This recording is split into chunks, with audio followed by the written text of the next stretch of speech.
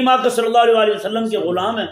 آقا علیہ السلام نے صحابہ کو روانہ فرمایا، میں کہ تم جاؤ فلاں کام کے لیے، جنگ کے لیے حضور نے روانہ فرمایا، جہاد کے لیے. ایک بندے کو امیر مقرر کر دیا، میں کہ آپ بحیثیت امیر ان کے ساتھ جاؤ. جمعرات کا دن تھا، امیر نے کہا کہ آپ جاؤ، میرے پاس سواری جو ہے وہ بڑی تیز رفتار ہے، آپ جاؤ، میں چاہتا ہوں کل کا جمعہ حضور کے پیچھے پڑھ لوں. ممکن ہے وہاں شہید ہو جاؤں، واپس نہ آ سکوں، اتنے دن وہاں رہنا پڑے، زیادہ وقت بھی لگ سکتا ہے، تو میں چاہتا ہوں کہ جمعہ حضور کے پیچھے پڑھ لوں. آقا علیہ السلام ان کو روانہ کر دیا، خود ٹھہر گیا مدینے. اللہ اکبر. مشن دیکھیں جی، محبتوں کے اظہار اور ہیں، مشن اور ہے، مشن کی محبت اور ہے. حضور نے کیا سبق دیا ہمیں.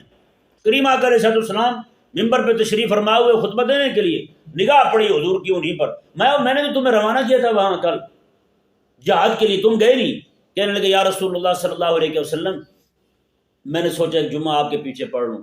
اللہ اکبر. میرے کریم آقا علیہ السلام نے یہ نہیں فرمایا. یہاں تو لوگ مشن چھوڑ کے پیر کے گھٹنوں کو پکڑ کے بیٹھے نا، انہوں نے کہا پیر راضی ہو جائے، باقی سب دیکھا جائے گا. اللہ اکبر. امام الانبیاء کے پیچھے جمعہ پڑھنے کی خواہش کو چھوٹی ہے یار. میرے کریم آقا صلی اللہ علیہ وسلم، آقا علیہ السلام نے ارشاد فرمایا کہ صحابی کو فرمایا، میں دیکھو بات سنو، جو ثواب وہ لے چکے ہیں میری بات سن کے فوراً روانہ ہو گئے، اس ثواب کو تم نہیں پہنچ سکتے. جمعہ میرے پیچھے پڑھ کے بھی. اس سے ثابت کیا ہوا؟ حضور خود فرما رہے میرے پیچھے کھڑے ہو کے جمعہ پڑھنے کا ثواب یہ چھوٹا ہے، اور میرے حکم مان کے رب تعالیٰ کے دین کے غلبے کے لیے سفر شروع کر دینا، اس کا ثواب بڑا ہے، اس کا اجر بڑا ہے. تو غلام جو ہے وہ مرضی دیکھتا ہے. غلام کیا دیکھتا ہے؟ مرضی دیکھتا ہے اپنے آقا کی. وہ تو اشارہ ابرو سمجھ آتا ہے.